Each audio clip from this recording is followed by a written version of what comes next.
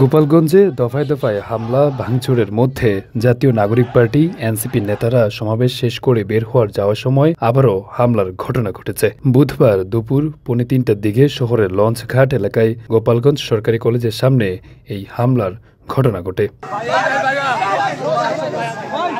এতে ওই এলাকার আতঙ্ক ছড়িয়ে পড়ে। পরিস্থিতি নিয়ন্ত্রণের জন্য পুলিশের পাশাপাশি সেনাবাহিনী সদস্যরাও রয়েছে। সবশেষ সেখানে 4 প্লাটুন বিজিবি নিয়োগ করা হয়েছে বলে জানা গেছে। জানা যায়, নিষিদ্ধ ঘোষিত ছাত্রলীগ, আওয়ামী লীগ নেতাকর্মীরা এক হয়ে এনসিপি নেতাকর্মীদের উপর হামলা চালায়।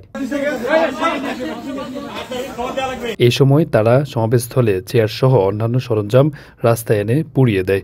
আইনশৃঙ্খলা বাহিনীর সঙ্গে তাদের দফায় দফায় ধাওয়া পাল্টা ধাওয়া ঘটনা ঘটে। এ সময় পুলিশের গাড়িতে ভাঙচুর এবং অগ্নিসংযোগের ঘটনা ঘটায় নিষিদ্ধ ছাত্রলীগ ও আওয়ামী লীগের নেতাকর্মীরা। এছাড়াও নিষিদ্ধ সংগঠনের নেতাকর্মীরা রাস্তায় গাছ ফেলে রাস্তা অবরোধ করে রাখে। তাদের হামলায় সেখানে অবরুদ্ধ হয়ে পড়ে রয়েছে এনসিপি নেতারা।